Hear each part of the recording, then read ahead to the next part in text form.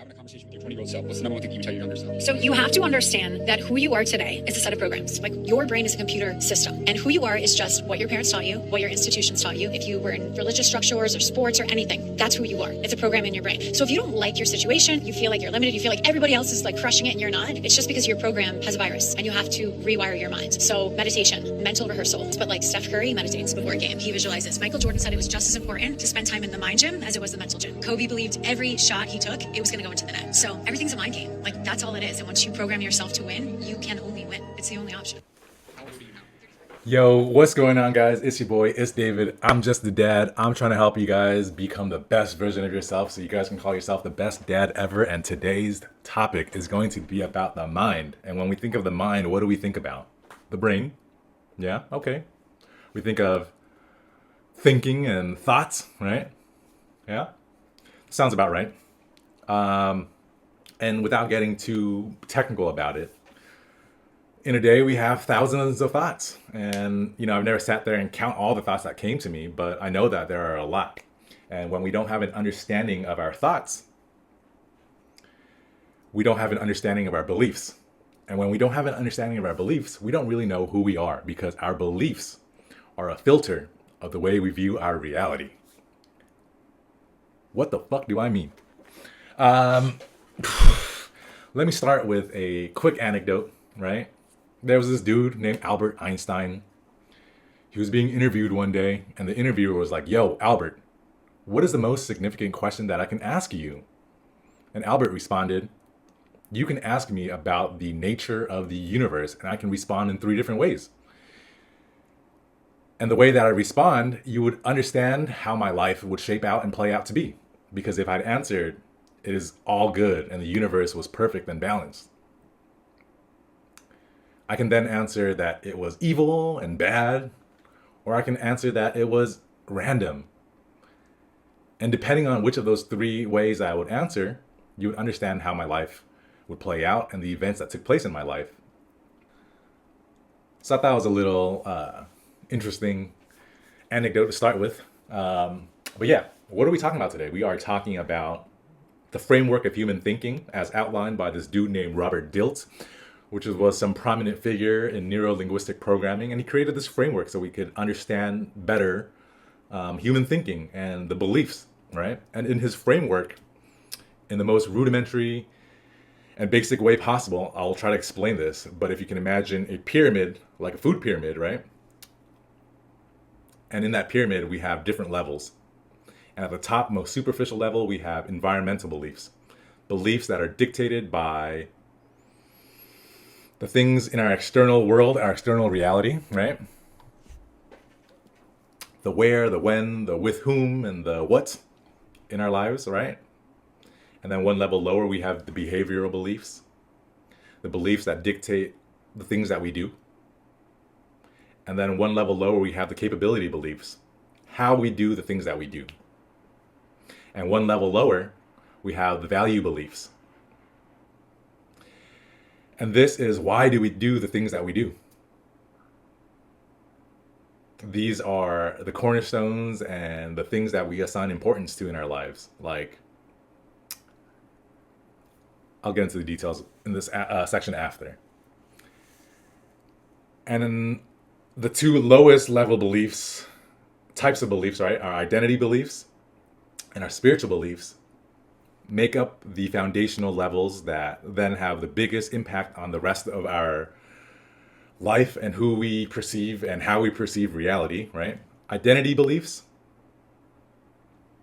and spiritual beliefs, right? The identity beliefs help shape our self-concept, our role and our purpose and our self-worth, right? Some identity beliefs can be, I am a leader, or I am happy and I deserve to be happy.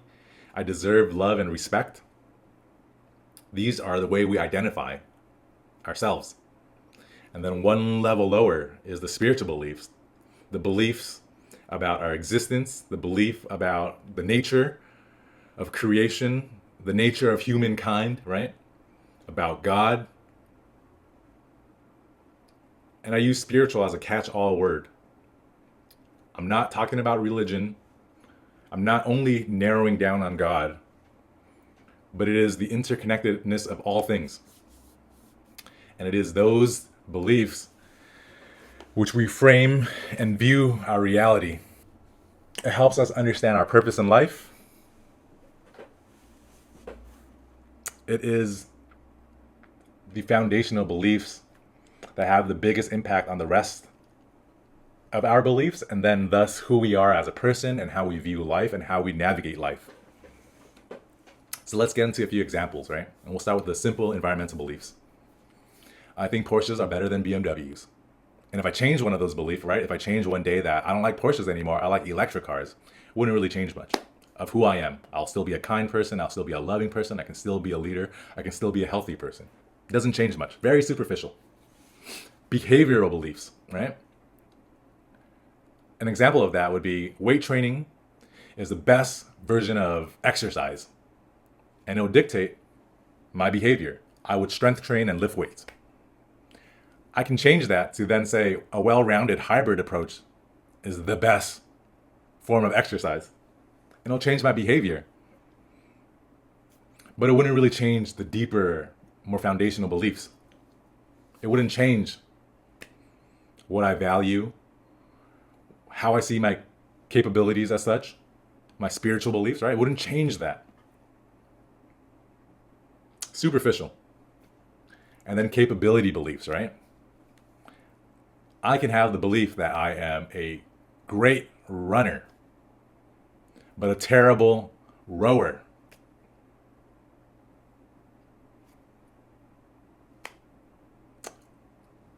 Still superficial, but it impacts my behavior. Because I think that I'm a terrible rower, I would avoid the rowing machine. I think that I'm a great runner, I add more running into my routine along with strength training. Capability beliefs. One level lower, right? Value beliefs, right? What we value. I value fitness because it is part of a whole system of health. Because I value fitness and I believe that fitness has a lot of value in health as a whole, fitness will be a big part of my life. I can change that and say, hey, fitness isn't the only thing. There also needs to be a lot of mental mindfulness and peace and spiritual practices, because that helps with our mental fitness, right? I want to add that value of mindset and mental, right? Mental mindfulness. Then I add that into my routine. I add that into my capabilities. I am a great meditator. I am able to sit in silence for 20 minutes, right? That adds to my capabilities. That adds to my behaviors, right? Value beliefs. Identity beliefs, right? Now we're getting into the foundational level. Identity beliefs. I believe that I'm a great leader. Because I believe that I'm a great leader, I'll have belief on my capabilities of being able to teach exercise, being able to teach mindfulness, being able to teach mental frameworks. This gets a little bit deeper, right? But then if I have the identity belief that I am highly anxious and always, or if I have the identity belief that I am not a great leader or I am not worthy of respect, right? These identity belief about our self-worth, then it has an effect on all the levels before it, right? If I believe that I'm not deserving of respect, then I will have the capability belief that I'm not a great teacher, and then a behavioral belief that I'm not going to be teaching because it just doesn't align with my purpose, and so forth, right? But then spiritual belief. I believe that the world is a perfect balance of good and bad, that it is all perfect, right? That the more you give, the more you receive. And in having that spiritual belief, I believe that when I teach and give wisdom, I will receive more wisdom and more good back into my life, right? You get what you give. And because of that, I then have the capability belief that I'm a great teacher, a great leader. And that dictates my behavior, that dictates my environment, right? The people that I like to surround myself with that will then be the people that is in my environment, and so forth. Spiritual beliefs. Foundational, bigger impact in our lives and transformative. Just imagine at the supermarket a pyramid of cans. You grab the can from the top, the pyramid stays the same. Grab one from the bottom, things might get a little dicey, right? So I wanted to talk about not only just the framework, but the action items that we should have in our life. And that girl in that clip that I edited probably explained it really well and more succinctly. And a lot of dudes might understand a pretty face better than me, but I'm pretty damn handsome too. I'm a good teacher. I can explain this topic really well too, but I'm gonna give you some action items. We are just a collection of programming, a collection of beliefs, and these beliefs become the filter in which we view our reality.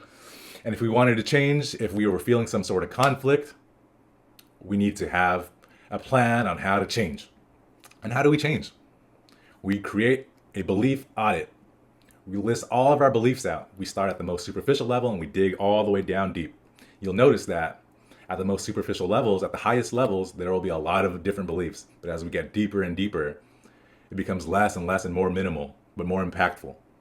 After you get an audit and collection of all of your beliefs, understand and do an analysis on how you got these beliefs. What experiences in life cause you to have this belief, right? You might have an identity belief that you are a highly anxious person, and this all came from an experience in college, an experience in high school, like a presentation which people booed you off the stage, and it made you feel some sort of way. Or it might just be a doctor when you went with your parents for a checkup telling you that you had some sort of disorder, and you clung on to that because it was a figure of authority. Identify where you got these beliefs from.